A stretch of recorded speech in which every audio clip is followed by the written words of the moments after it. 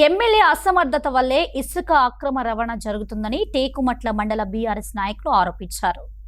BRS నాయకుల అరెస్టును ఖండిస్తూ అక్రమ ఇసుక రవాణా అరికట్టాలని చిట్యాల మండల కేంద్రంలో ఆ పార్టీ మండల అధ్యక్షుడు అల్లం రవీందర్ ఆధ్వర్యంలో ధర్నా రాస్తారోకో చేపట్టారు.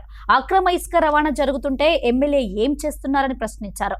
ఎమ్మెల్యే ప్రోద్బలంతోనే అక్రమ ఇసుక రవాణా జరుగుతుందా అంటూ మండిపడ్డారు. కాగా పోలీసులు అక్కడికి చేరుకుని బీఆర్ఎస్ నాయకుల ధర్నాను విరమింపజేశారు.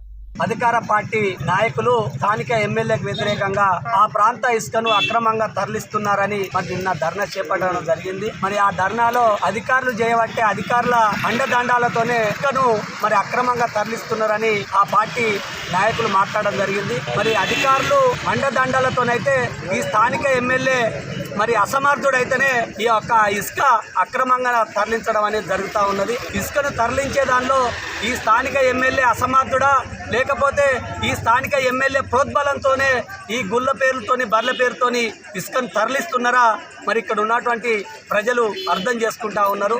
ఎందుకనంటే ఈ ప్రాంతంలో మరి రోజు చూస్తూ ఉంటే రవాణా రోజు వందల ట్రాక్టర్లు మరి అక్రమంగా ఇసుకను తరలిస్తూ ఉన్నారు. అధికారులను బెదిరిస్తూ ఉన్నారు. ఇసుకను తరలించుకుంటా దొంగ అన్న సందంగా వాళ్ళు ధర్నా చేయడం అనేది చేస్తూ ఉన్నారు. మరి దీనికి ఈరోజు వాళ్ళ పార్టీ నాయకుడే మరి అక్రమంగా ఇసుకను తరలిస్తున్నారని మరి బహిరంగంగా ఒక ధర్నా చేస్తే దాని మీద ఇక్కడ ఉన్నటువంటి ఎమ్మెల్యే విచారణ జరిపించాలి.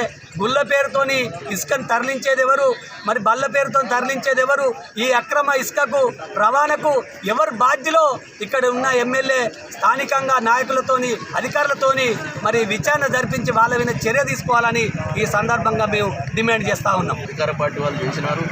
ఆ అధికార పార్టీ వాళ్ళు చేసినటువంటి దానికి వాళ్ళకి అర్థం కానటువంటి సిగ్గుచేటైనటువంటి ధర్నా అది. ఆ ఎమ్మెల్యే గారి మీద ఇంత స్థానిక వాళ్ళు ప్రజాప్రతినిధులు ఎంత వ్యతిరేకత మీద ఈ కాంగ్రెస్ నాయకులు ఈ గుళ్ళు బళ్ళు పేరు చెప్పి అక్రమంగా ప్రభుత్వాన్ని లూటీ చేస్తూ ఉన్నారు. ప్రభుత్వ సొమ్మును లూటీ చేస్తూ ఉన్నారు. ప్రభుత్వానికి ఆదాయం లేకుండా చేస్తూ ఉన్నారు ఈ కాంగ్రెస్ ప్రభుత్వం. కాబట్టి ఆలోచించి మాట్లాడి దీన్ని నిర్ణయం తీసుకోవాలని కోరుకుంటూ